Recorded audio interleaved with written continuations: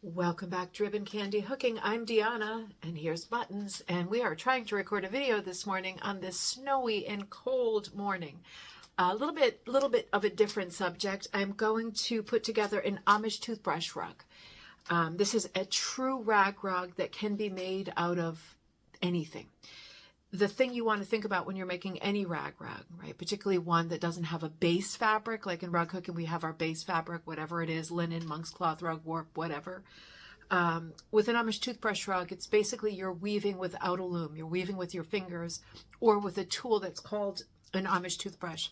An Amish toothbrush that actually was a toothbrush back in the day. You would take, remember how toothbrushes had this hole? You would cut it and file it down so it was this kind of a shape for a tool. Now I have these made by a neighbor, and these work great because they're very matte and smooth and they're not sharp. You don't want them sharp either, but you can see how this would have at one time looked like the top of a toothbrush.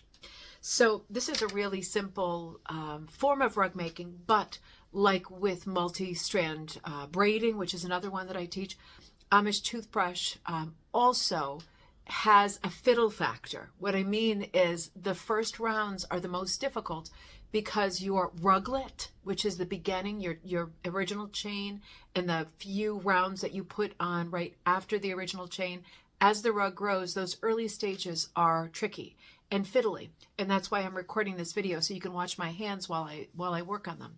Buttons, honey, I got to put you down. He's got to say his goodbyes, and down he goes. So I'm going to bring you over here for a minute. Let's look at some of the things. I'm going to have you over my shoulder for this video.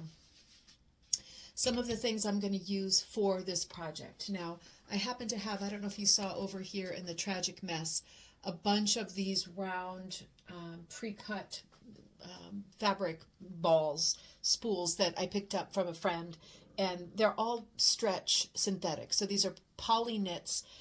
Probably if you knew me in nursery school and kindergarten in the early 70s, I was wearing, a turtleneck that was made out of this kind of material, right? You too. It's nice because these are pre-cut into strips that are this size. It must have been fabric from something somewhere, but they're all cut to the same size, and it's about a yard, right? So I'm just lucky that I have this fabric to play with, and I am teaching in person this weekend. So we can use, I have hundreds and hundreds of these, all different colors, all different prints and solids. So I'm using this. Now, if you want to use something else, quilt fabric, I'll come back to you for a second. Quilt fabric's great. Just remember it's typically one-sided if it's printed. So unless we're talking about like Kona cotton and it's just a solid and it's the same on both sides, or one of the batik fabrics, same on both sides. Most quilt fabric is printed on one side. But you can still use it. It just means it's going to flip around and you're not really going to be able to control that part of it. It's too much to try to control what side comes up as you're weaving with your fingers this Amish toothbrush rug. Alternately, you can use stretch stuff like this, polys, t-shirt material, bed sheets. The one thing I would caution you on is if you are putting together something that has mixed fiber content, if you're putting together a rug that you plan to put into the washing machine and dryer, you don't want some fibers that will stretch and others that won't, because it will do unexpected things in the wash. And you might end up with something really warped and unusable. So make sure your stuff is pre-washed if you plan to wash it. Otherwise, make sure you're working with basically the same material so you can expect it to behave in a similar way. Now, when I think about how I'm going to use my fabric, I cut it up into strips like this, right? I'm cutting it with a pair of scissors. You could cut it with a rotary cutter if you want, if you're a quilter and you have that. But I just cut it with a pair of scissors. And strips typically, in my mind, should be, for example, let's grab a new color. Let's take this color. Strips in my mind work best if they are something like 1.5 inches to 2 inches. Oh, this one's actually attached. Let me cut this. They don't have to be exactly the same width. This is a rag rug, right? This is absolutely a rag rug. And this is kind of a hardcore, super size me kind of a rag rug. It's raggy, right? It's not just like thrifty and made from scraps. It's going to be a very raggy looking rug. If you use quilt material, Kona cotton or choking on a seed from my drink. Or you know, something that is a very tidy fiber, you're going to get a more tidy looking rug. If you work with smaller strips, you're going to get a finer looking rug, like a kaleidoscope of little stitches. Mine is going to be a proper rag rug. So you saw I just cut that in half with my scissors. Probably cut stuff like this off because who needs extra seams, right? We're already going to have plenty of joins and knots in it. So I cut up my material like this between 1.5 inches and 1.5 inches. I'm not taking out the ruler and saying, oh God, it's just over 2 inches or it's just under 1.5 inches. It ain't gonna matter. It really not with this rug. It's not gonna matter. So one of my materials is gonna be one of my materials that I need for the rug will be actually the material, right? So fabric.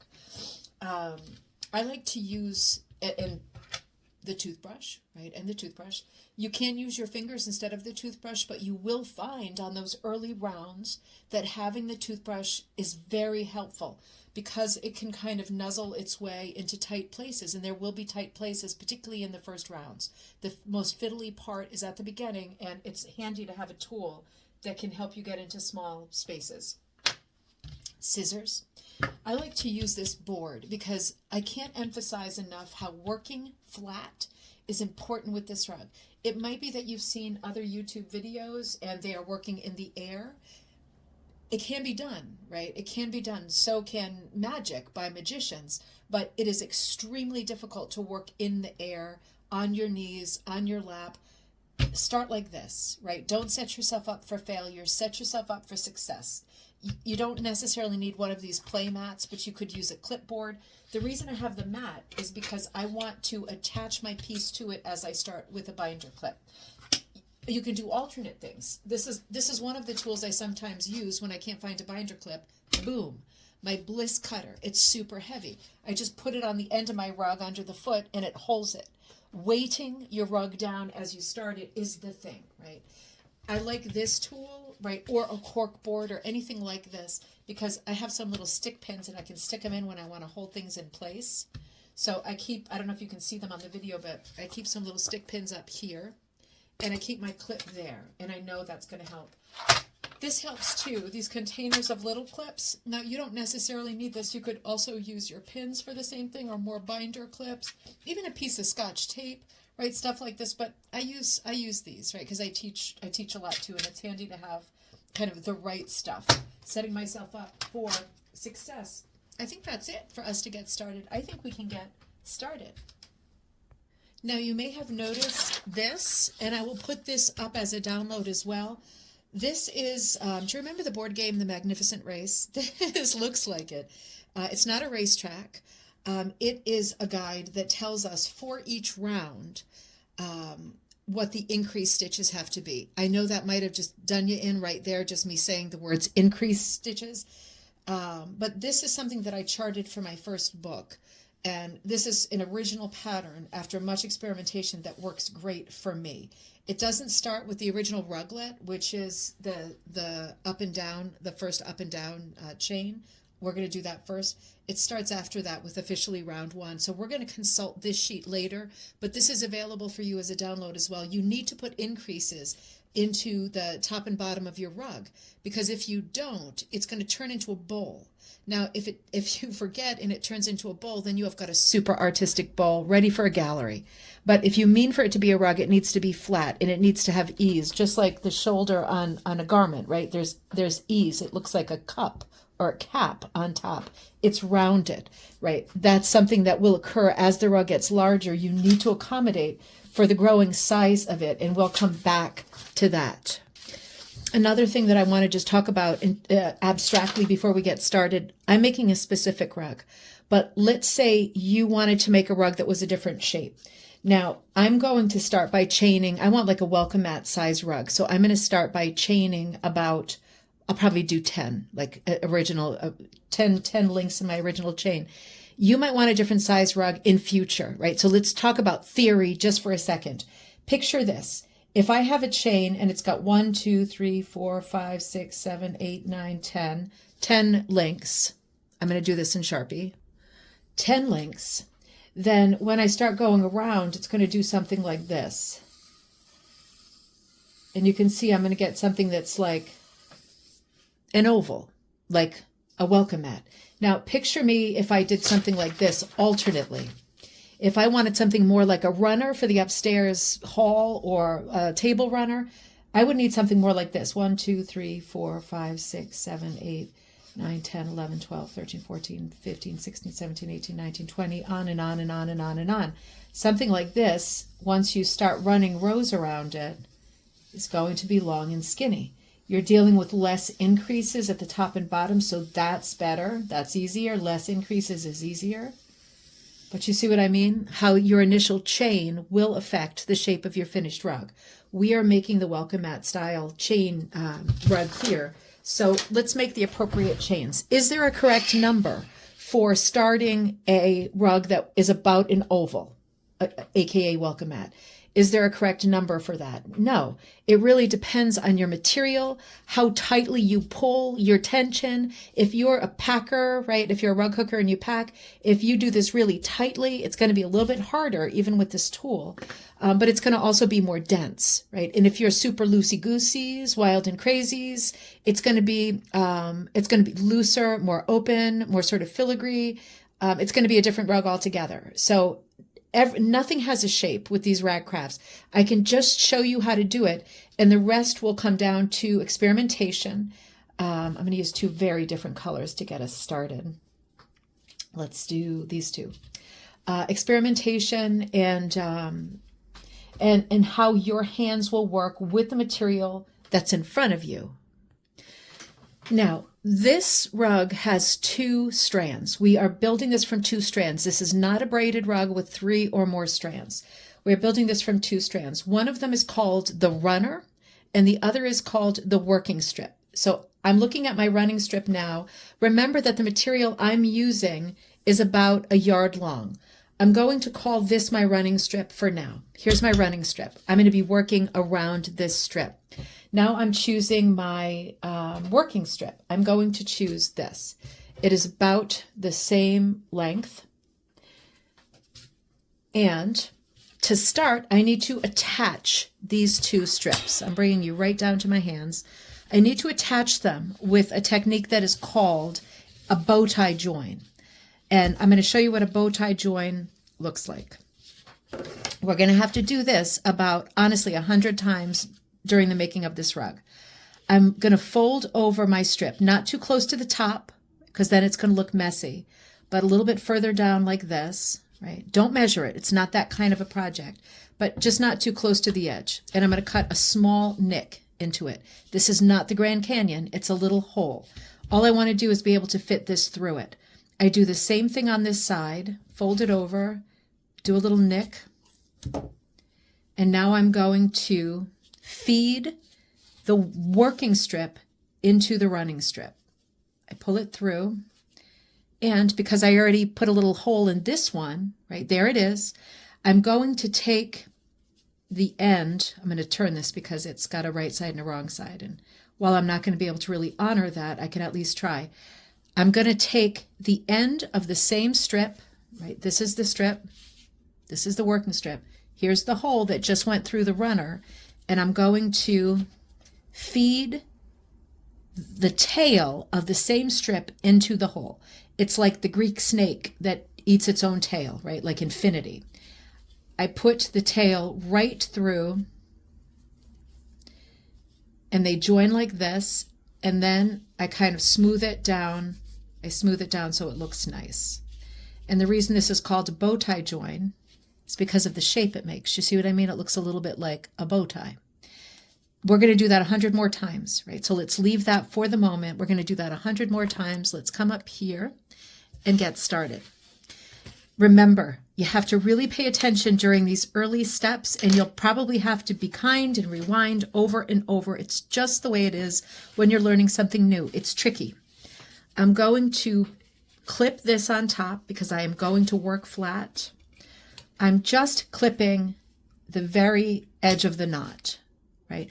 I don't want to clip the whole thing like this because then none of that will get worked and it'll be like a giant hole. You see what I mean? I want to be able to nudge my first loops as close to that as possible. I don't want big gaposis in my rug. So I just want to weight it. I want to hold it down. I want to immobilize it. And I'm just clipping it there because I really want to work quite close to that knot. So my running strip is this one. My working strip is this one. My running strip is always on my left, and my working strip is always on my right. If you are left-handed, you will always have to reverse these instructions, right? Always. With my running strip, I pursue the amazing fantasy that I play the piano, which I wish I had done years ago, Mom and Dad. But I have got the running strip, right? I'm imagining the foot pedals, and I'm imagining putting this strip under my foot. When it's long enough, I do just secure it under my foot because I don't really want this strip to move. This is the strip that's going to move, the working strip. This one isn't that long, right? Because I have pre-cut fabric. So I've got my running strip between my knees, right? So it's taut. Do you see that? I can almost play it like a guitar. It's between my knees. This is my working strip, and this is the one we're concerned with. So I'm going to take the edge of my working strip. I'm going to feed it through my toothbrush. And again, you don't need a toothbrush to do this. It's handy. It's not necessary. It's extremely handy. Like really, it's extremely handy. There is one stitch to this craft. There's one stitch, right? So here it comes. Running strip, working strip. I am going to take my working strip. I cross it over my running strip to make like the letter C, right? See my finger here making the letter C. Try to come back to you in the center here. And I am going to take my toothbrush, go under my running strip and over the working strip, the loop. Let's look at that again. Here's my runner. Here's my worker. I move my working strip over my running strip to make the letter C. And then I take my toothbrush, I put it under the running strip, over the working strip, and I pull it through. And then I fiddle. This is my first link. Let's do that again. So I make sure, I fiddle, I make sure it's up here near the, I don't want it halfway down the strip. I don't want a gap. I make sure it's near the knot, but if it's super tight, that could be difficult to work later. Not impossible, but difficult. I do the same thing again. That's my first link. Here comes my second link. Making the C, going under my runner and over the working strip, pulling it through. There's my second link. I nudge it. I try to keep it similar in size to the first link. If you're saying to yourself, my God, that looks like a buttonhole stitch from applique, it is. It's a buttonhole stitch. So I essentially have my top knot and 2 loops. Let's do a few more. One of the things I want to be conscious of is not to twist, right? Whether I'm using stretch fabric or not, don't twist because you'll have the twisty wisties. It's not going to look good if it's all twisty, right? Try not to twist. So that was link number 2. Here comes link number 3. I make this C. I go under the runner and over, and I pull, and I nudge it up. And I can see my links coming right along. Number 3, let's go for lucky number 4. Under and over, pull it. Number 5, under and over, pull it. Now, you see I have a different problem happening already. Look at this. I'm almost out of my working strip. So I need to fold it, snip it, get another one on deck. I've got this one on deck. I've already bow tied this one later on, so I'll have one less join to do in a little while. But I'm going to attach it here. So I fold it over again, snip, putting it through its own hole, the hole of the strip that just ran out first. And now here's the hole. I'm going to find the tail, and I'm going to run it through its own hole, right? So the snake eating its own tail. And remember, this is a double because I attached this one earlier. I was just experimenting and reminding myself how to make this rug. And then I pull it tight until it makes the bow tie shape. and I'm back in business, right? I'm absolutely back in business. So far I have, in terms of links, the top knot is under the clip, 1, and I always count from the side, 1, 2, 3, 4, 5, and this is going to be my 6th link. So let's toothbrush up. The only sort of fear or negative aspect of having a really long working strip is that it twists and tangles more easily. And that is a big, huge minus. One of the pluses of having a long working strip, you see how I'm going to pin this here. I just feel like you have a better view if I'm not holding the strip between my legs. I'm just going to pin it here so it stays flat. The good thing about having a long working strip is you don't have to keep tying the bow ties, right? If you have an extra long piece of material. So this is going to be number 6. I make the C. I'm back under here. I'm making link number 6. And if you're thinking, gosh, so far this is easy, it is easy. It's all about tension. It's all about, getting the links to sit pretty and to look pretty. And at the end of the day, all of these links, I can work them later. Like I can fool with them later. This one, you can see the buttonhole join came up here and it looks ugly.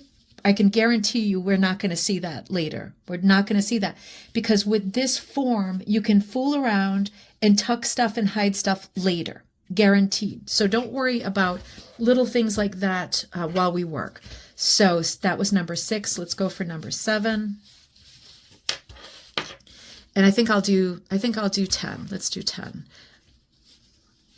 And I'm going to fool later with that knot, right? Because I don't want that to show. There's number 7. Making my C, going under and over. Here comes number 8.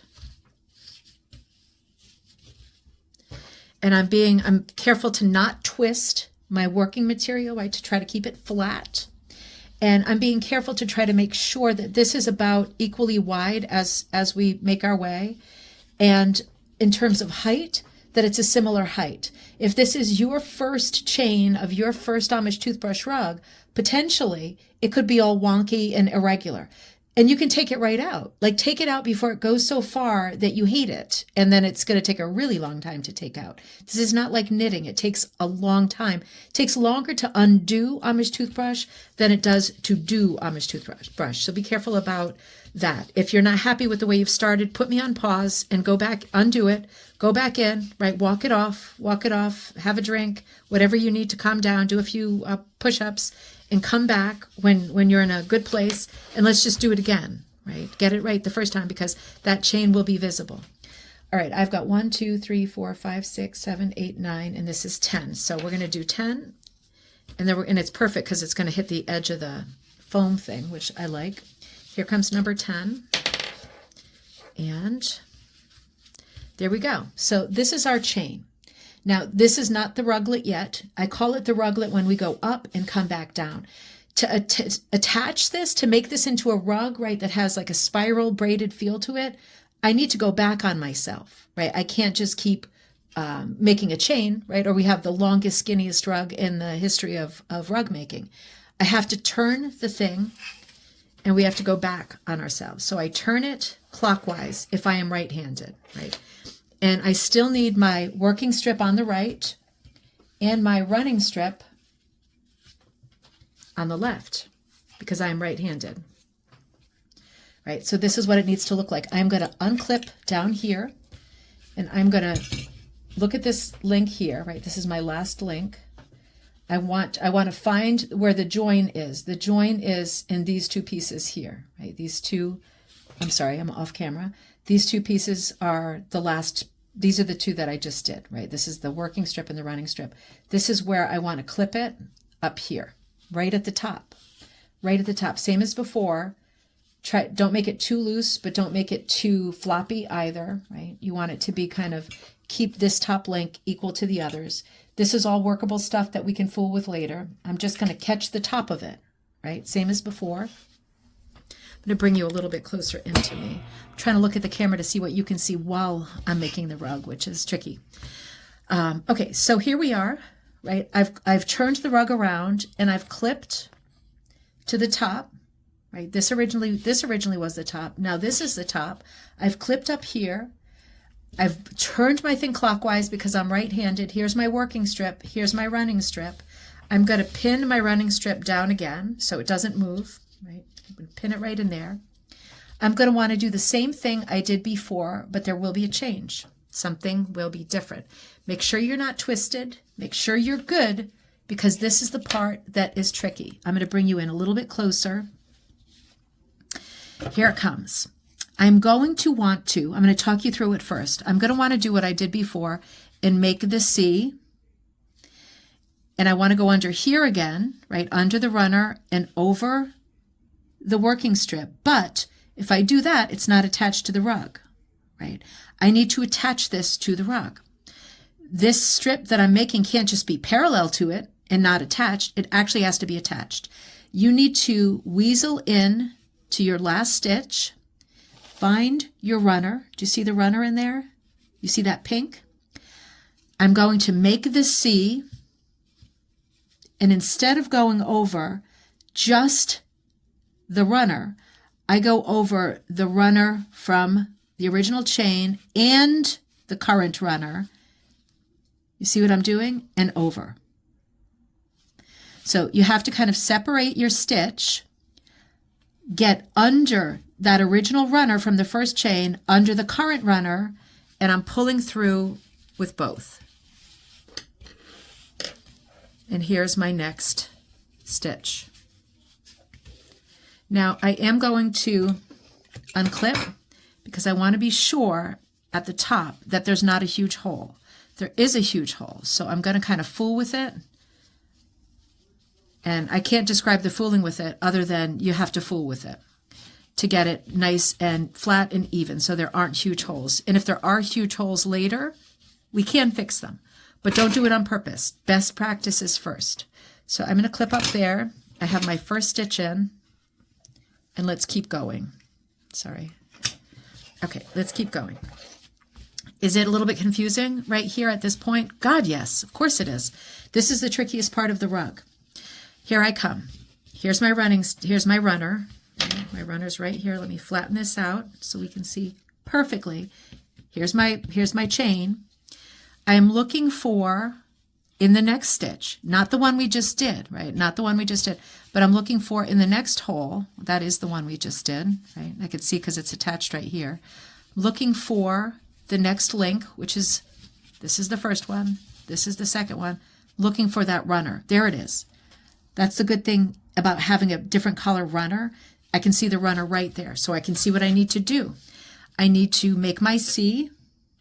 I need to come under the original runner and the current runner, and I'm going to pull through again. The further you get away from the top of the rug, the easier it is to see what you're doing. This stitch up here is the toughest one, right? It looks like a heart up here. Do you see how it's like, I can put my fingers through there. It almost looks like a heart. That I'm going to have to wiggle later because that is also unfortunately where my join is. I wiggle stuff to tighten it up a little bit, right? You can always tighten stuff up with this form of rug making, always. I'm going to reclip and I'm going to keep going. Let's keep looking. This was my last one, right? I can see that because look, it's right here. That was my last stitch. So that means I'm coming to this stitch. I can see the runner right there. I'm going to make my C. I'm going to go under the old runner and the new runner and pull. And there's my next stitch. And now I'm going to look for my next opportunity. And you can see it's tightening up as we go, as I push it up. Right? I push it up and it meets the other earlier stitches. It's tightening up as it goes. Here's the runner for the next stitch. Make the C under the two runners and over. And again, you can do this with your hands. If it feels more immediate, do it with your hands. And on to the next. That's this stitch, so let's be looking at the next. Here it is. I'm going to make my C.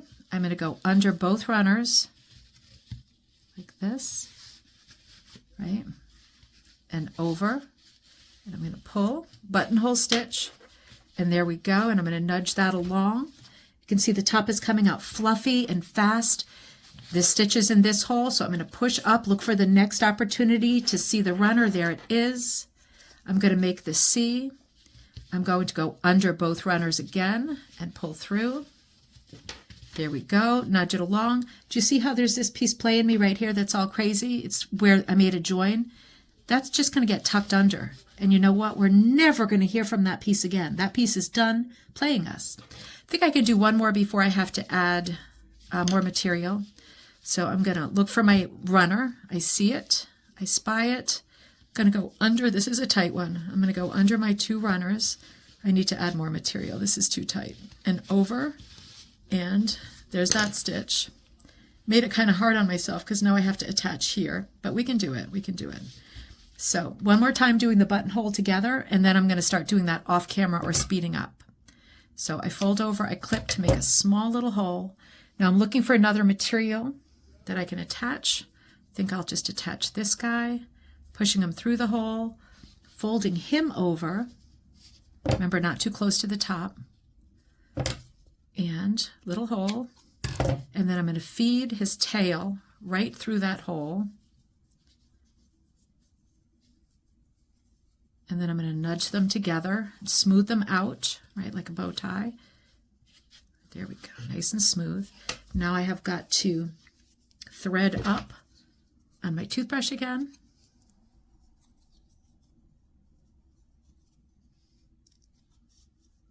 This one's a little bit thicker, or else my hands are frozen, one or the other.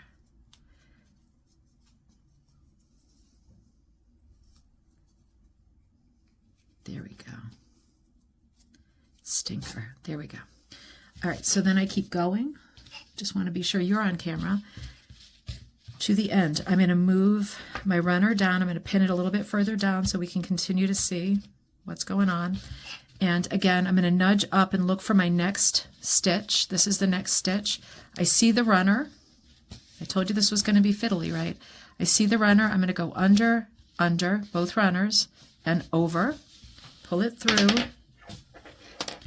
When you get a little further along in this rug, it is not nearly so fiddly. It's a shame that the beginning has to be tricky, but it's the way that it is with a lot of handmade rug making, right? Not so much hooking and stuff, but things that, again, do not have a base or a foundation fabric. They're all a little bit tricky at the beginning, and then it's so easy that you can unclip it, take it off your mat and onto your lap, and it's all a lot easier. I'm coming down to the end, and I can see my, I have to be careful because this flipped over, right? That flipped over. Do you see how that just happened? And I was looking for the running strip here, and it's not there because it flipped over. So you have to be careful for that. The twist, having a twist as you make this rug is inevitable. You have to be careful to not allow the twist to take over, because if it does, right, we have different problems. So it was easy to tell that the little nubbin here had flipped because I couldn't find the place where I was supposed to be attaching the stitch. So there it is. I've got the 2 runners. I'm going over again. And you see the little tail wants to get caught in there because we're at the end of this row. And next stitch, where's the runner? There it is. Make my C, under, under. I know my hands are probably in the way. I'm just repeating. Nothing has changed. Something is about to change, but at this moment, nothing has changed. Now, I can fold all my fabrics and tidy them up and all of that later, right? I'll worry about that later. I think I have one more. Yep, I have one more stitch here. So I'm going to go one more time. This is very hard to see. I know it. It's hard for me to see too. Under the runner. And this is where the toothbrush comes in handy. Let's see, where are you, runner? Where are you? Oh, you know what? No, that was my last stitch. That's a flat piece of fabric. That was my last stitch. So I went up, I made a chain all the way up, I came all the way down. You know what it's time to think about? This. Because now that I've gone up and down once, right, this is my ruglet. I've done my chain up, I've come back with my chain coming down. I have made the ruglet. We are now looking at round 1. And on round 1, round 1 will go up all the way again and down all the way again. With round 1, we're going to need an increase of 3 on round 1. What does that mean, an increase of 3? Well, it means, I'm going to bring you in real close. It means that right here at the top, because this is where we started, right? We started here, we went down, we came back up. This is our top. I will clip this momentarily so we remember that this side is the top. As we come to our first opportunity to put, sorry, I'm just looking for where the hole is. It's right here, right? This is the original bow tie join right here. Sorry, it's hard to tell what you can see. There's the bow tie join. This is the original hole. I only have one hole, and it's here. Where my original bow tie was made, this is our first hole. Here's my runner. I need to put 3 stitches into the top, 3 stitches into this last opening. So I'm going to make sure I'm pinned still. If you're thinking, how is that ever going to work doing 3? Well, it's fiddly, but it has to work, right? So I'm going under the whole thing into that hole, the last hole, right? The point of no, just want to be sure that I'm on camera here. Yeah, I'm going to go right into the hole, right? That's the only place left to go where the original join is, right in there and under my runner and over my working strip. And I'm going to snug it up. Right, and we can tidy, again, all this stuff up later. And I'm going to do it again. That's number 1. I'm going to do it again. I'm going to go into the same hole over my runner, come out again. Right, that's number 2. That's number 2. I want to not have all 3 of my links on the same side. So I'm going to do my last one over here a little bit, right? I'm just shifting my board a little bit, and I want to do one. See, I've got two links in the same hole. Here's 1, here's 2, right? And if you can't quite see them, just trust that you're doing it right. My third one, I'm running out of material again. Damn it, I'm running out of material. Hang on, I'm going to have to add some. Sorry about that. So I'm making my third stitch, making the C, going under into that hole a third time, catching my runner, going over, pulling that last increase. And I really have to tidy it up, flatten it out, particularly because I had to do a join right there. There we go. There we go. So what we need to do now, I'm going to pull back a little bit. I've got 3 stitches in that top hole, 3 stitches. If you're thinking, does it have a huge gap in it? It shouldn't, because your stitches should be fairly tight. The reason we want 3 stitches, this one is going to be a little bit tighter actually. The reason we want 3 stitches is because at the top, you never want to have 2, right? Because then you don't know where your top stitch is. You always need to have 3, an odd number. Here's one side, here's the top, here's the most recent stitch, okay? Side, top, most recent stitch. In my top, the middle one, the second out of the 3, I want to place a clip. I had a clip out, but you know that that went missing. I'm going to take a clip and just stick it in the middle top so that I remember which one is the middle top, right? And let's keep going. I have my clip in the middle of the 3 stitches on top, and I am going to fool around. This is what I refer to as fooling around. Kind of stretch your stitches out, and we can do this as we go, and we can also do this later. They will slide and move along your base chain, which is a good thing because it means that you can manipulate it so that everything looks smooth and even, right? So I want to stabilize this again. My ruglet is together and I am on my way to making round 1, but I still want to stabilize it because it does want to move around if it's allowed to. I'm keeping my running strip pinned down for myself, right? I'm putting a pin in it so it doesn't move. If I want to, and I don't have one handy, but I could be clipping or pinning, you know, I could pin this. I'm going to pin the bottom of this too, so for the moment it doesn't move.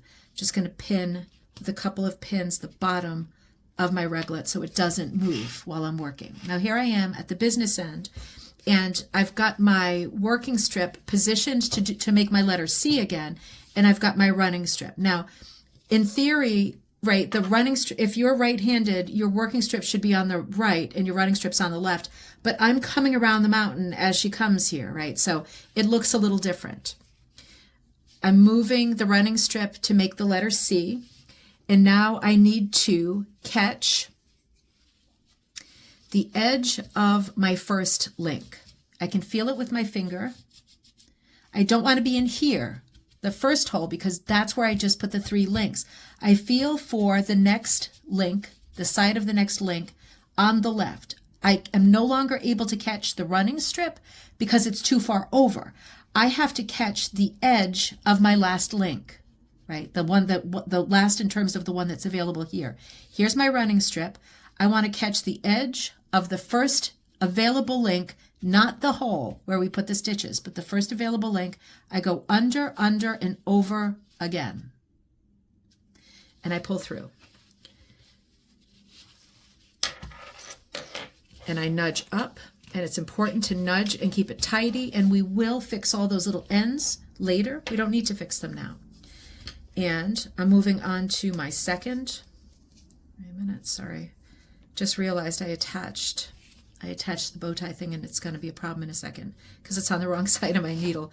I look for my second link. It's obviously right here. Do you see what I mean? Here's the first one. Here's the second one. I go under, over, pull it, and attach. And I'm pulling it fairly tight because I want it to stay together, right? I don't want it to be ridiculously tight, but I don't want it to make big holes either. There we go. So give it a good nudge. Make sure, play with it as you go, because you can, right? Because you can. Whether you're working with a knit or something that has no stretch at all, fool with it as much as you can as you go so it looks tidy, right? And then there'll be less work to do later. So I come back down. I'm looking for the next loop that's available. I go under, over. Same as before. This is the story of the entire rug. Bow tie attaching pieces, because if your pieces are too long to start with, it's going to be a mess and you won't be able to work it. But if they're too short, you're going to be attaching constantly. It's finding that fine line between what you can handle, right? Your sort of happy medium. And I'm literally doing the same stitch for this whole rug and making appropriate, right? I'm doing the C, I'm going under, over. It's the same stitch for the whole rug. It's the buttonhole, right? And I'm actually going to take my running pin out. My runner's running out. Under, over. You can see how I changed colors, but because this is a rag rug, so I'm going to keep changing colors. But you can see how it added a bit of interest here.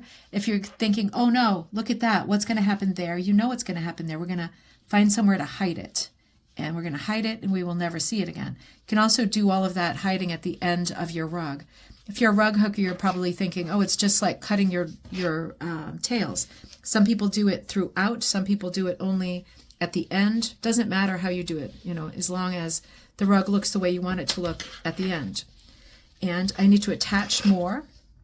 And I've got one more stitch here, and I'm going to need to add 3 to the top here. I'm going to pan out a little bit, because remember, for this round, for round 1, this is the ruglet. The ruglet is the chain up and down. For round 1, we need 3 stitches for increase in the top and in the bottom, right? Here's the top where the little clip is up here. And we're going to need to put 3 increase stitches into the bottom here, right? We can't just do it on one side of the rug, or the rug will be lopsided, right? So we're going to want to, when we get to this final stitch at the bottom here, put 3 stitches in there. That's our next move. Now, as I just added to my working strip, I'm also adding to my runner. Did you notice that we haven't changed the running strip yet? We haven't had to bow tie and add to the running strip yet. That's because the running strip literally just went like this and like this. It's the working strip that you keep having to add to because it does all of these crazy machinations. Over, under, over, under, right? So the working strip you change constantly. The running strip you don't really change hardly ever. So in a way, that's a nice thought, because the working strip is very, very busy. It keeps you very busy making your joins. But again, if it's too long to start with, it's going to keep twisting and getting tangled, right? So having knots, having lumpy, bumpy knots is inevitable with this rug form. Now, if I was using a different material, like a quilt material, it wouldn't be quite so lumpy, bumpy, but it would be a lot finer, smaller, and it would go slower, as you can imagine. So let's hold on that thought, because I'm at my bottom loop, right? This is the last loop here. There's a second loop here around the corner, right? Why are there 2 here? right? Because remember how I said never two at the bottom, but it's two here like the tops of a heart, because one of them is my original chain and the other one was when I came back down along the chain. That left 2 rows. So I'm going to put 3 stitches in between these 2 rows. Is it going to be even? No. Does that mean that one of these 2 holes has 2 stitches and the other has 1? Yes, it does mean that. Does that mean it's going to change the shape of the rug because one of them has 1 and one of them has 2? No, because this only will occur during this point, at the beginning of the ruglet, right? This is the only time that we will be 1 stitch off, and 1 stitch off is not enough to throw the design of this rug. All of the rest of the center stitches are an odd number. 3 1 1 3 1 1 1 3 1 1 3 1 and on. The top stitches have to be an odd number so that there's a clear center knot. In this case, there is not a clear center knot. I have got to go under, over. And again, I'm on the tail, so this is going to be tricky, right? It's going to fool around. It's going to play. That was 1. Let's do another one. Under, over. And now I'm going to turn my thing a little bit clockwise because I am right-handed, counterclockwise if you're left-handed. Oops, I just undid my damn toothbrush. Put that back on. Remember, the top and the bottom are the most fiddly. That's why sometimes it's nice to make a runner, because there's mostly the sides, right? And you rarely have to consider the top and the bottom. Here's the second stitch that was on top. So I'm making my C, right? I'm still making the C. I'm just not making a big deal out of it because I think you're used to the basic movement at this point. It's under, over. This rug in theory could be called the under, over rug, right? Because it is the only stitch. It is the buttonhole stitch. It's under, over. Now I'm going to turn it a little bit more. I'm going to unclip here. I'm going to come back here again, rising up a little bit as we make some progress. I'm going to turn it this way, right? Because now I'm coming down here. Here's my working strip, always to the right. We're coming around the mountain. We have the 2 stitches on the top, right? And the third one was right here. So we've got 2 here on the side and then 1 here. So, and you can you see how here, it's hard to see, but can you see how here there's 2 stitches in this hole and there's 1 stitch in this hole? So that means that this one, right, the second one, the middle one, is the middle stitch. That is the top stitch. So I'm going to take out another of these to mark it, because why not, right? Why not? So let me just tidy this up with my fingers. And again, this is part of the deal. I'm going to clip that so I know what the top is. And I'm fooling around here to tidy up this turn. Right? And we're getting ready to come down the other side. Now, I'm going to clip again, just so we stay neat. Here's my running stitch. Here's my running strip, sorry. And here's my working strip, ready to go. Now, let's just think about this for a second. Here's my clip from the first round. This is my center, right? This is my center because these were my 3 increases for round 1. Let's think forward before we make a terrible mistake. When I get to round 2, it's a different increase pattern. Last time it was just a 3 on the top and the bottom. For round 2, it's 2 1 2. It's 2 1 2. So that means that when we're going to work all these stitches under, over. Here's the center one, and the pattern is 3 1 2. So it's actually the stitch before and the stitch after that are going to have doubles. And this one is only going to have a single.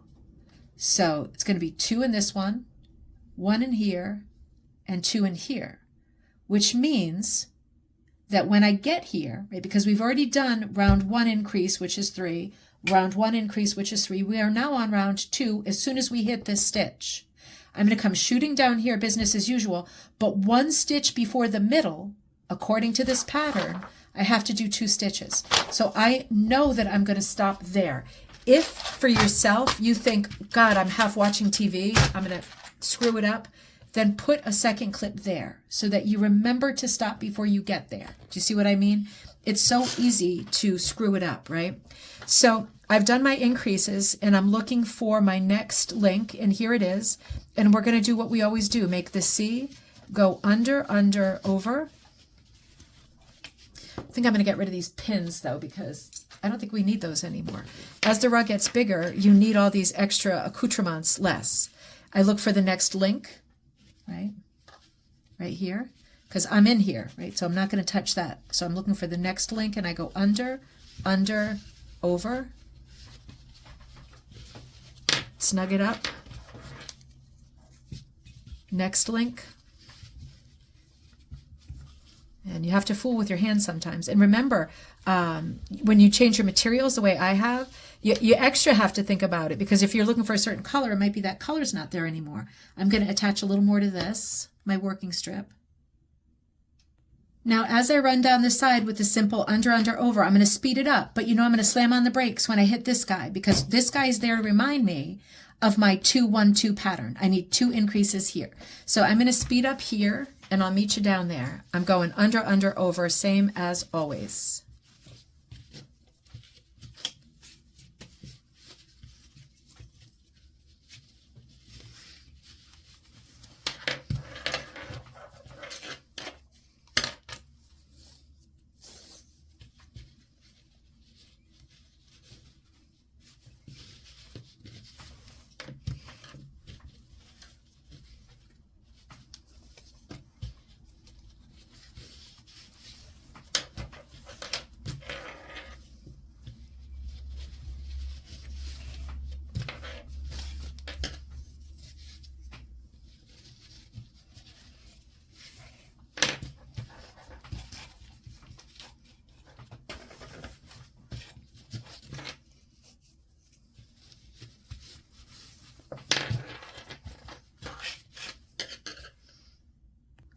Now here I am at the clip. So I know what I need to do, right? I can take the clip out now. I need to do my increases. And the pattern is 2, 1, 2. So I'm going under, under, over for 1.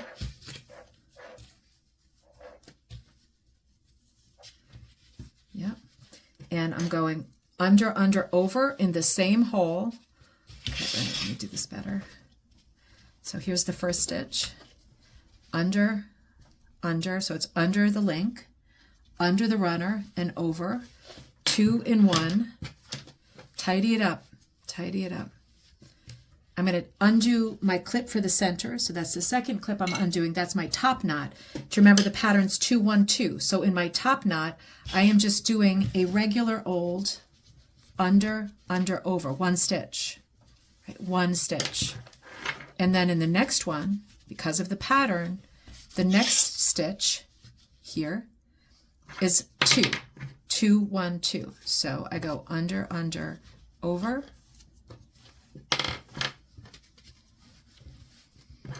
and I go under, under, over again in the same hole. Let me get rid of these pins, they're driving me nuts. So look where we are, right? Now, yeah, there are bits that are hanging out, and we can tuck all those now or later. I have to say my OCD says now, so I just tuck them under other parts. You can fool with all of this later, but we have now done the increase at the top. These are the 3 stitches at the top, 1, 2, and 3 in the middle. So what do I absolutely need to do? Clip the middle one, right? Because I need to know where my top is. First, I'm just going to fool with it, make sure it's good and even. I don't want it to be too loose Lautrec, but I don't want it to be too tight, and you'll know the difference when you get used to handling it, right? But it's coming out nice and fluffy. It's very even. I'm going to keep going. So what I'm doing now the rug is getting bigger. I'm going to kind of pin it diagonally because I want to run down this side. I know I need to stop here in the link before the next notch, because down here, the pattern is still going to be 2, 1, 2, right? Because I'm doing the second half of round 2. You can't just do half, or you're going to end up with something that has an artsy shape. If you want an artsy, asymmetrical, sort of abstract shape, then do crazy increases and see what happens, right? If you're confident, for example, knitter or crocheter, you know that you can fool around with increases and you can get variety. I wouldn't recommend it for your first attempt because there's enough to think about here. But at the end of the day, this rug is basically a series of, and right now I'm looking for the next stitch, right? After the increases, I'm looking for the next stitch. I don't want to, this is where you can really screw things up because there's a lot of extra material. That's why tucking in my mind is also good. Let me tuck a tail so I can see it better. And when I can see it better, I can say, oh, okay, there's the stitch. Actually right here, under, under, over. So it's just more under, under, over down the side of the rug until I get to the bottom where I'll want to make my next increase. Hit every link, right? Sometimes your rug starts looking weird and you think, why is it looking weird? It's probably because you missed a link, right? That's so easy to do. Just thread it up again here with the working strip. Now remember, when I get down here, because of the 2-1-2 pattern, I'm going to add that extra clip so that I don't overshoot the length that needs to. The larger your rug gets, the more increases you need to do around the whole arch, right? You can't just do the ones at the tippity top, right? Because then it'll make a ruffle. You need to get right over the shoulder of the piece and get the increases spread out. For every round afterward, right? This is a 12-round pattern, but every round afterward, you would need to continue a pattern of increases, right? Because you need to get that whole cap evenly distributed increases. How do I know if I make mine the size of the floor at the breaker's mansion? I want a rag rug that size. How do I know how many increases to do then? Well, that's bigger than any of the ones I've done with my formula. But I would say you can repeat the formula, right? You can make a sort of common sense guess about distribution and how many increases need to be added for every subsequent round, right? But you will know if you're screwing it up because your rug will start to buckle or bow or cup, or it'll do something that doesn't look right. And you will say, oh, my God, what have I done? In the voice of the talking heads. And your options are, with a rug as simple as this in terms of the stitch, your options are, did I miss a lot of stitches? Did I forget a lot of increases? What have I done? And there's really only two things that you might have done. So as long as you're consistent, it is hard to see your rug as you're making it, right? It is a rag rug, and this is a pretty thick one. But then again, I don't like to do really skinny pieces because it comes out a bit skimpy. I like it to be pretty fluffed out. At the end of the day, you have to trust your hands. Your hands are doing under, under, over, right? When it comes down to it, when you're putting these stitches in, if your stitches are under, under, over, you are good. I have arrived at the stitch with the clip, so I know I need 2 in here. I'm going to go under, under, over 1, under, under, over 2. And I'm going to turn, and I need to add more material. This rug could be called the under, under, over rug. It could also be called the make another bow tie join rug. If you feel like you are not going to like the element of this rug that is like adding material all the time, then it might not be your favorite form. If you feel like, well, hell, I mean, my hands just do it automatically. It's like driving a car or riding a bike. I don't even realize I'm doing it after a while. Then this is going to be great for you because you can use up a lot of extra stuff. This is a truly raggedy rag rug, right? This is not hooking. This is not pristine. We are not using door mill swatch sets. We are using like strips and rags and making it work. And the one thing, so I had 2 stitches. Yep, I had 2 stitches in there. And you know how while my mouth is running, I can tell? It's because I can see the 2 stitches in there, right? So I know that I'm good. I'm taking this clip off because I know that this is a 1 stitch on top. Oh, I didn't realize the video stopped. Sorry about that. So I did my increases here. That was what my mouth was saying last. And I can see I've got my 2 stitches here, 2, 1, 2, right? And so I have my clip on the 1 because I know that's my middle stitch. 2, 1, 2. Now, what's going to happen next? I'm going to run down the side to come back to the top. Now, if you're wondering, at this point, how does she remember what the top and the bottom is? Well, it's because I'm doing it all at the same time. If I walked away for lunch or whatever, I might be confused, and I might have to really look to say, did I do 2, 1, 2 here? I might have to really look, as I would if I was knitting or whatever. If you're worried that you're going to forget what is the top and what is the bottom, then put a clip in the top. Just stick it somewhere in the top. you will have to move that clip because it'll change, right? The center will change and the thing will grow in a way that you'll go, what's that clip? Because it's way off to one side later. But for the moment, put it on the top if you're afraid, because if you do an increase here, 2, 1, 2, you have to do an increase here, 2, 1, 2, or you're going to get something wild and wacky. That might be fun or might be irritating, right? Because maybe it's not what you intended or expected. So I've got my increase here for the top, here for the bottom. It's just that now I flipped it. The bottom looks like the top. That's why it's handy to remember where your top is. So I'm just literally going to run down the side doing under, over until I get to the top again. And now I need to be thinking about this guy again because we will be on round 3. And round 3 says I need to do the pattern 2, 1, 1, 1, 2. 2, 1, 1, 1, 2. So that means in my center stitch, that's a 1.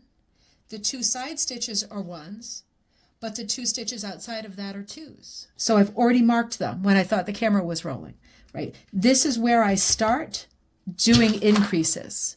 I don't want to overshoot it and forget, so I clip it. I'm going to run business as usual here, and I'm going to speed up the video. Then here, I know I have to start the pattern for round 3, which is round 4, sorry, which is 2, 1, 1, 1, 2. So I've already got it marked out. I know where it begins and I know where it ends, right? So I'm going to do that next. And in the meantime, I'm just going to do business as usual, under, over, right down the side.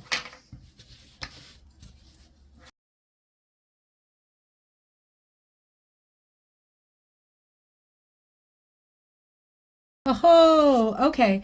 So we are at the clip, right? We are at the clip. Be sure that we know what we're doing here. The pattern is 2, 1, 1, 1, 2. So I'm going to take off the clip. I'm going to put 2 under, over in this first one. Snug it up and same hole, under, over. Snug it up. And we have got 3 1s, 3 singles. So next link, under, over. Middle link, we're going to keep that one handy, right? Because we always want to mark the middle. Under, over. Turn a little bit. And you see how I don't even need my back stuff anymore because I'm already there. 1, 2, 3, under, over. And now we are at the final clip, which is going to be 2 again. So we're going to go under, over.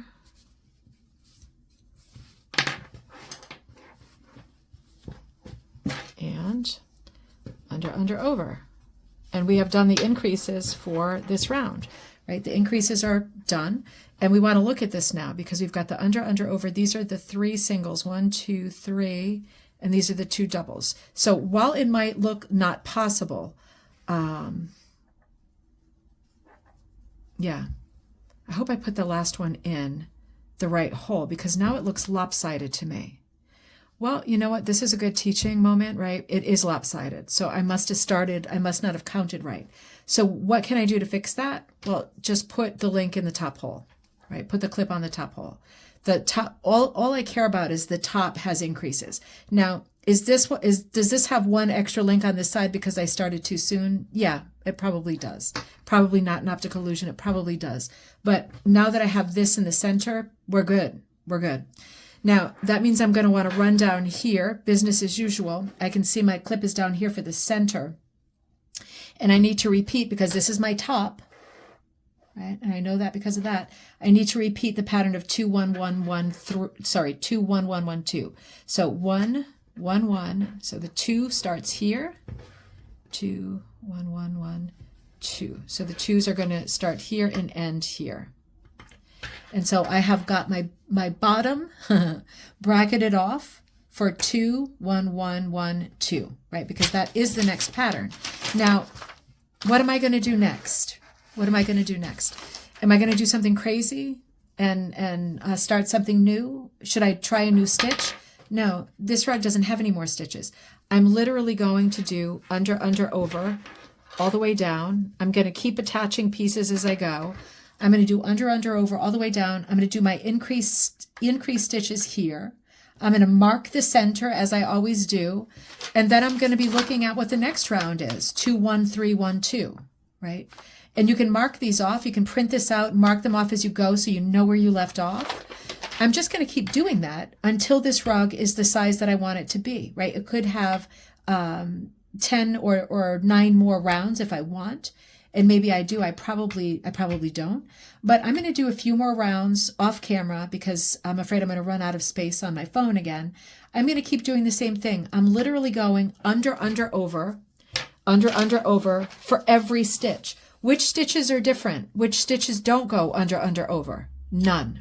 They all go under, over.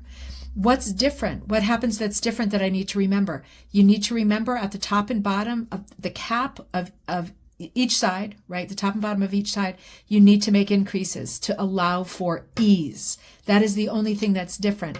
The pattern for the increases changes as the rug grows larger and it needs more ease over a wider area, right? That's what changes. Does the stitch ever change? The stitch never changes. The stitch is always the same. So in that regard, this rug is very easy to do. But as you can see from the beginning, it is, and I hate to say this because it sounds like a negative sentiment, but it is hardest at the beginning. It is hardest to see what you're doing, to figure it out. And it is really normal, natural, typical, and expected that you will have to redo it again and again at the beginning. I will be teaching this tomorrow in Madison, Connecticut, and I've taught it before in various places. And typically the average amount of times that someone has to stop, undo it, and start again is 4. So if yours is 5, you're really close to average. If yours is 3, you are a marvel and a natural. And any other number is great, right? As long as you just keep going with the under, over. If you feel like you screwed it up, just unravel it. It is annoying, right? Oh, it's more annoying to me than other people. No, it's not. Believe me, you can't imagine some of the stuff I've done bringing the rugs out to the driveway and running them over with the car. I'm not kidding, right? It's super annoying, but don't let it stop you from doing something that might be super fun. I'm already all the way down the end, and I know the pattern for this next round is 2, 1, 3, 1, 2. So let's just do it together before I stop. 2, under, over. So that's the first. Under, over. The second. 2. Oh, I'm going to have to attach already. Damn it.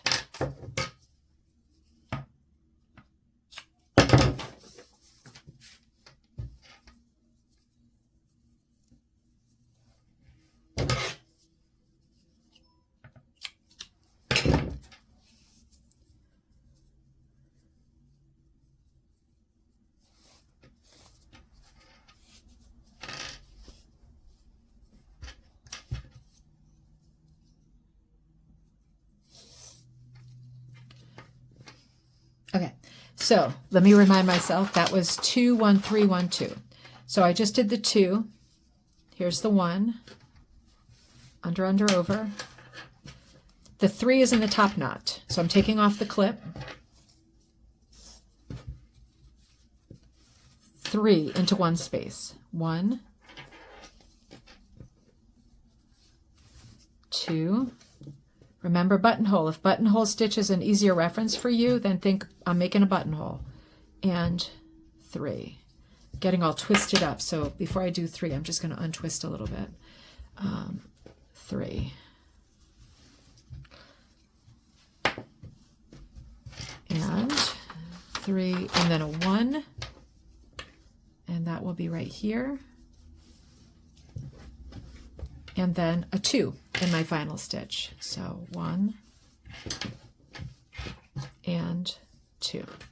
Before I leave you to keep working down the other side, next thing I have to do, right, first of all, find your top stitch. Right, here it is.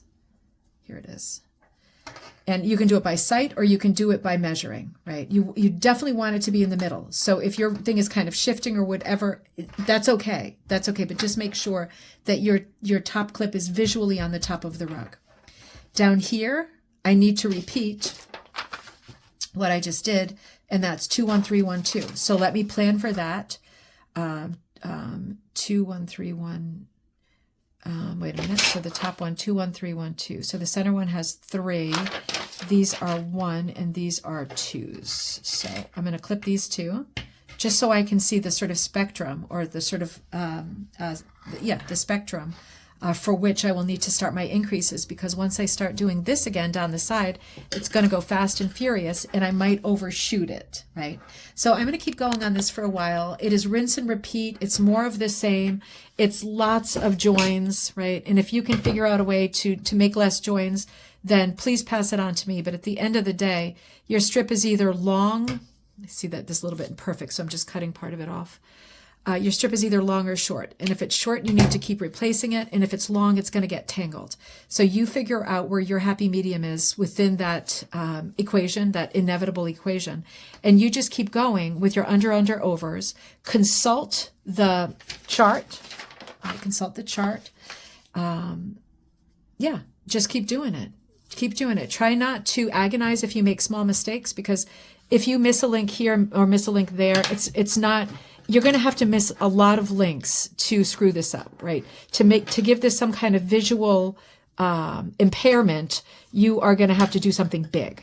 So don't try it on purpose just for the sake of experimentation. Just know that 1 or 2 little mistakes is not going to bring you to a place of crisis.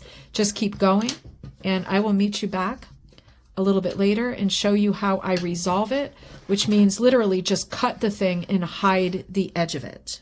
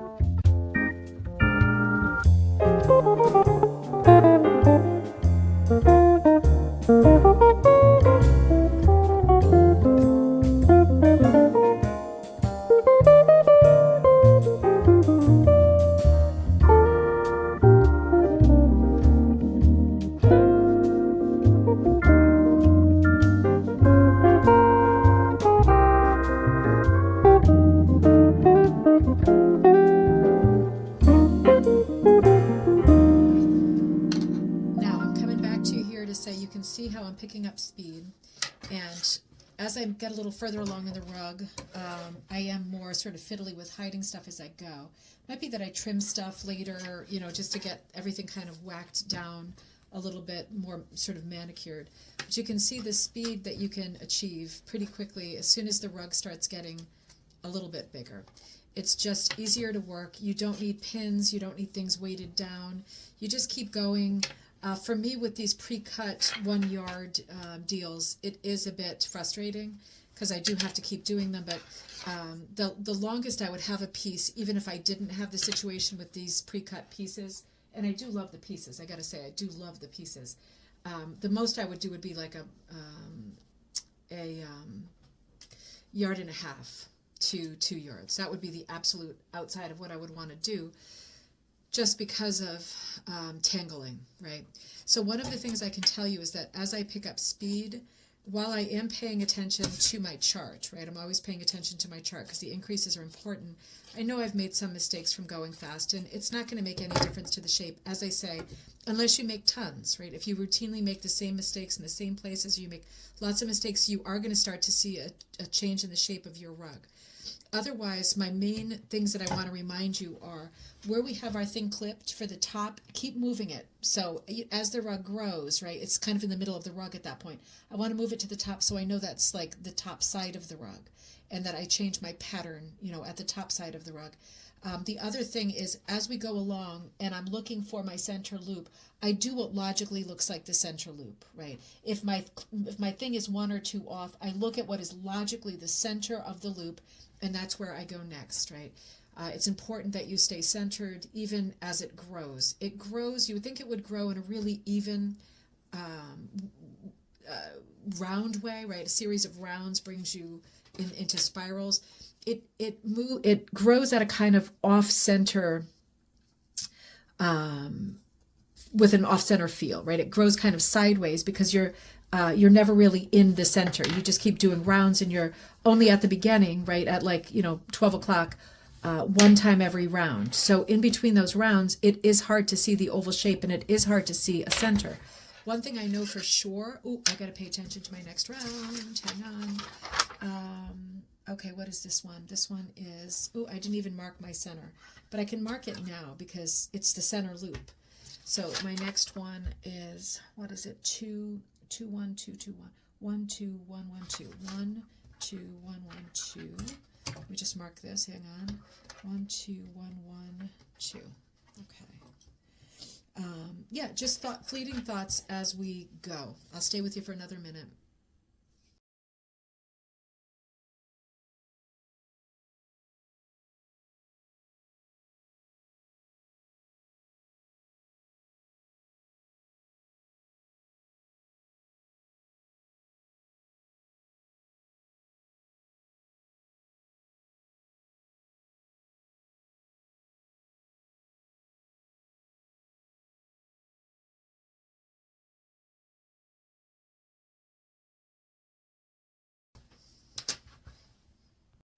Now, are you ready for an advanced thought? You can reject this if you want. Don't feel like you have to think about this part of it. But as you go along the sides, as the sides get bigger, right? If you're going to make something, this is getting to be past pet size, and I plan to actually give it to one of the pets. But I am going to keep going. Now, when I get along the sides, if I realize or if I notice that my links are just too far apart, I will double up. I will put 2 in one hole. How do you solve the problem if the links are too far apart, that there's too much of a stretch, and you feel like it's becoming too lacy and filigree? You have to put doubles in. If you put a double in, just try to remind yourself, I put a double here, so I'm going to want to put a double over there. Is it going to make the rug a little bit rounder? Probably not, because the double is just kind of sliding up to fill this space, right? I'm toothbrushing if that can be used as a verb, if you will. I'm doing it, very loosely and quickly. And as a result, sometimes I feel like when I pull away on a stitch, I look at it, this one might not be the case, but sometimes I look and I think, oh, there's too much of a gap. No, that one's okay. But sometimes I feel like the stitch is too big. And my solution for that is forget about the chart, right? The chart is there as a tool. Your eyes and your common sense are a better tool.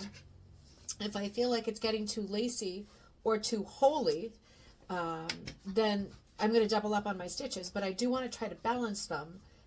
Just best practice right on the other side. If I double up over here, I'm going to put a corresponding one there. Again, a few stitches here and there that are not exactly the same number in terms of balance, that is not going to mess up what you're doing. That's not going to mess it up. It's not going to mess up the look or the shape, so don't worry about that. There can come a time, if you're a confident rug maker, if you're a confident textile person, that you stop using the chart. And for me, I have kind of hit that part. I'm kind of off the chart, off the grid at this point, and I'm looking at my holes and thinking, okay, that's too big of a hole, right? It's getting too far apart. I definitely need a double here because I need another link, right? I want this to be nice and closed around the edge. So once you get outside the boundaries of the rounds, rounds 1 through 12 that I've given you, Or if you just feel like your rug is changing shape in a way that upsets you, just take it upon yourself, right? Absolutely take it upon yourself to put extra stitches in. Just remember, if I'm going to put extra stitches in, I'm just going to mark the area where I did. I'm coming down to the butt of it anyway, so when I get to the corner, I want to do my combinations like, when I do the increases like 2 2 1 2 2 2 1 kind of thing, like balanced, whatever it is. But at this point, I am going off the grid. You can stay with the grid if you want. I don't think I'm on row 12 yet. 1 2 3 4 5 6 7 8. No, I think I'm on 9 at the moment. But yeah, you can stick with it if you want, or you can just look and see, make an assessment as to whether or not you think that the links are too far apart. You want it to look nice and fluffy around the edges, nice and full. And if you feel like they're too far apart, you just double up. That's the solution, right? Just like if you're a rug hooker and you're doing your hooking and you look at your stitches and you go, oh, I can see a little bit of the background behind there. Well, make your stitches a little bit closer together. Make your loops a little bit closer together. Same thing, right? This is still a textile craft, so it works exactly the same way. I'm going to come around the edge here, and I'm not going to put doubles in all, because if it's too full, it's going to make like a ruffle. It's going to make too much body, too much weight. So I come and I look case to case at what my thing was stuck, what my stitches are doing, and I know what I want them to look like. I know what they should look like. They should be really even and balanced. And let's see. I'm showing you how to do sort of improvisational. And again, as long as you stay balanced, and how do you know if you're balanced? If you're not keeping track as you go along, I did a double in that one. That might be too much. How do you know that you're staying balanced? Well, you pan back, right? You pan back and look at the rug and say, okay, I'm over here, right? So we can't judge this side because this is incomplete. But the rest of it looks really round to me. Looks very oval to me. Looks pretty perfect, I gotta say. I'm not over here kissing my biceps, but it looks very, very even. Now, conversation, I'm not ready for yet, but when you look at a rug like this, and you see I'm working over here, so I'm going to continue on here. Eventually, the question will be, when do I want to end it? And the answer is always, it's up to you, but I would not end it north, south, east, or west. I would end it at one of the in-betweens because it's just more innocuous. If I were to end it here, and if you see if I just kind of, for fun, pull this under here, that looks weird. And that looks weird because that's the edge, right? So that wouldn't be the right place to end it. I'm not ready to end it before a few more rounds, but I want to end it somewhere really innocuous, where it's not super noticeable. And I'm literally just going to cut it and weave it in, but I'm going to pull it so that it shapes the rug nice, but I want the rug to stay as oval as possible, right? Let's see how it goes. Okay, now I feel like I'm coming to the home stretch. Now, this could be a much larger rug, but I'm not, I mean, I have some rugs in my life, right, with the business and all that. I think I'm going to put it in the window for probably the cat. She usually claims rugs that are in the window. So I'm going to want to end soon, and I'm going to have to attach a little more here. But my idea is to end about here, right? See how this is the color from the last row. I feel like if I join here, I want to give it a try. It is kind of like at north, south, east, west. It's kind of at west, but I feel like I can snug it up. Hope you can see the bigger picture. The rug is a pretty good oval right now. Sometimes it's like somehow in one area it is developed in such a way that it seems like skimpy oh no, this is a small piece. Well, I'm going to make it work. It seems skimpy on one side and you think, oh, how did that happen? And it's probably to do with the fabric being a little bit thinner. Maybe you pulled it just a little bit too tight for a few links, and yeah, that can happen. So yeah, so sometimes it's obvious where you want to end it because you're envisioning putting the last strip on, weaving it in, cutting it, and weaving the tail in with your fingers. You're envisioning doing that. I'm going to have to see how much further I get with this. And there's an obvious place, but at this moment, this rug is pretty oval all the way around, so I'm really looking for a color cue to figure out when it makes sense to end it. And I think I'm going to end it right about here. So this is my plan. Let's see. Now, it is somewhat scary to end it, but it's not all that scary because I can always I can always take the strip out and add more and keep going. So just as with rug hooking, it's like, yeah, oh, I might need to add one more. Let me add one more. It's just going to be a tiny bit more. As with rug hooking, you know, if you need to pull the last couple of links out and carry on because you decide, nope, I thought that was going to land right, but it didn't, and now the oval or the circle or whatever shape you're doing looks incorrect, you know, disproportionate, whatever, lumpy. So if that happens, you just take out your last stitches and try again. But yeah, I always have the feeling of, oh, should I have cut that? And yeah, it's not the end of the world. As I come around the corner here, I'm looking at, bring you a little bit closer, sorry. Right over my head here. There we go. I'm looking at this area here, and I wanted to end it right there, but I think it might be too, now that I'm visualizing it, right, now that the material's there, I'm looking at it and thinking, yeah, that might be too jarring to have two colors end right there. So I'm going to go a little bit further, and right now I'm just kind of, it's like a jumping off point, right? I'm looking at it thinking, does it make sense to end it around here? And it feels like it does. It really feels like it does. So I think I'm going to, yeah, I think I'm going to keep going, right? This is me ending it here. And that's the end of the little piece. So I want to weave this in,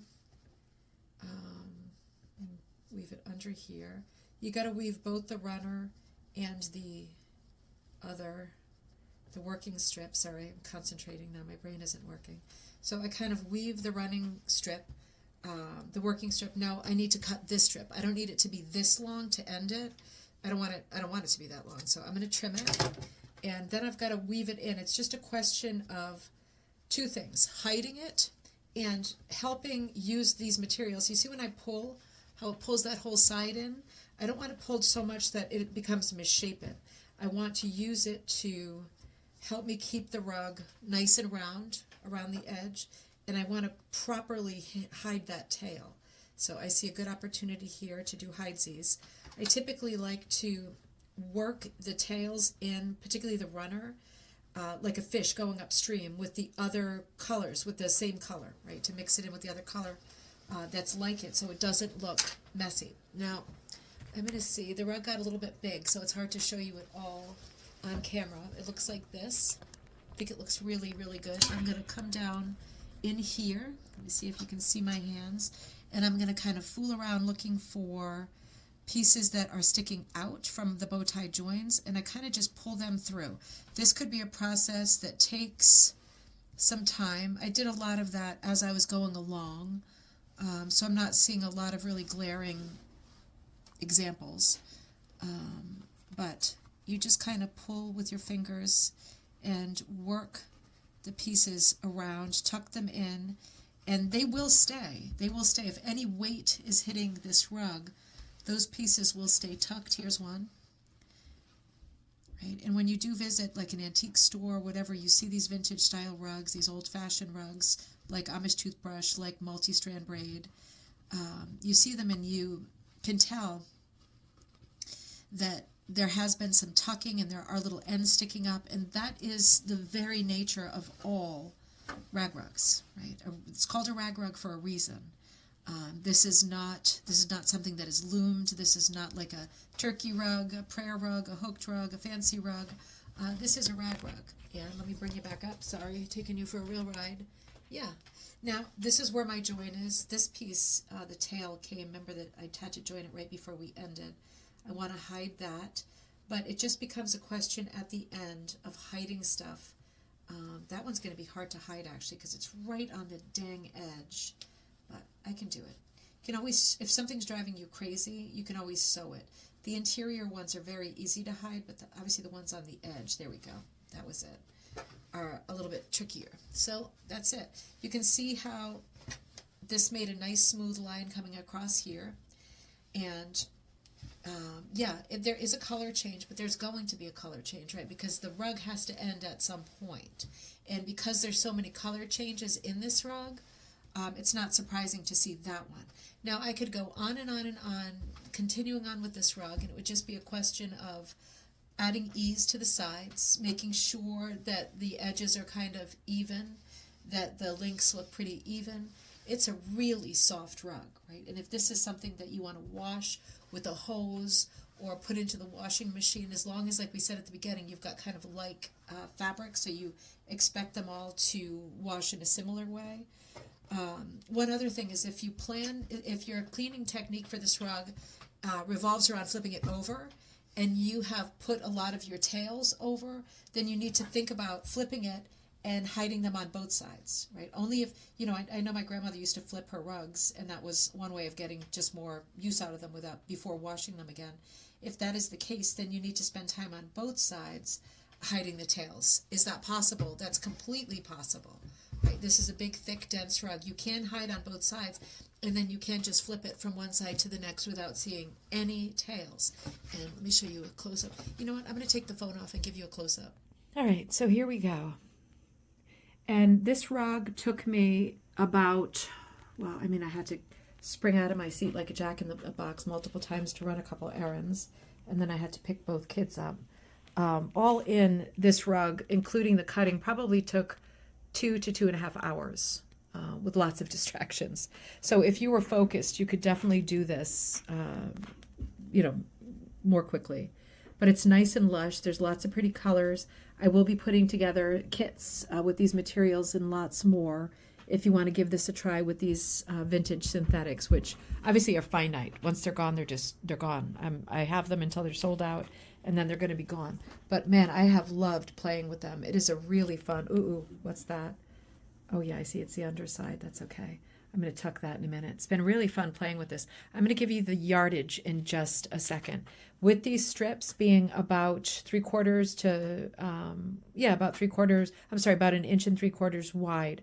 As the math goes, the way that I hook loosely with this toothbrush tool, the math is about one yard is 10 links. 1, 2, 3, 4, 5, 6. So I'm going to count the links, and I'm going to give you an average yardage in strips, not in fabric. I made this with strips, right? So if you're using fabric and you're cutting something up, and how much do I use? You're going to have to do the math depending on your fabric and the width of the fabric. But I'm going to give you just in terms of yardage. How many yards of a 1.5 to 2 inch strip did I use to make this rug? I'll be right back with that.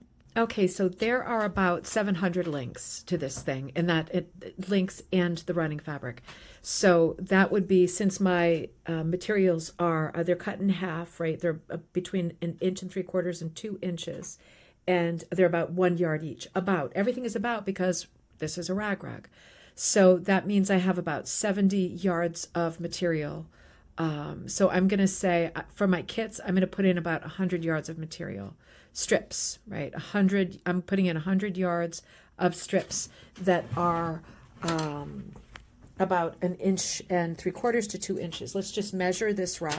Now remember, the way that my hands did it, and I'm a loosey-goosey, I work loose, are going to be different than yours. But this brings us to 18, and let's say 19, 20, 21, 22, 23, 24, 25. So the rug is about 25 by 18. 25 by 18.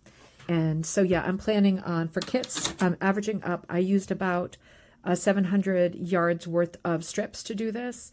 And for kits, I'm going to put about 1,000, just to be really careful, or to be able to make an extra large one. I hope you enjoyed this, had fun with me here. I just love these kinds of crazy raggy rugs. They just make me feel energized and happy. They're so tactile. They're so colorful. Playing with the vintage fabrics is always a joy. I hope you had fun. Good luck with yours. Don't get frustrated. Just keep going. It's just a rag rug, right? I'll see you next time at Ribbon Candy Hooking.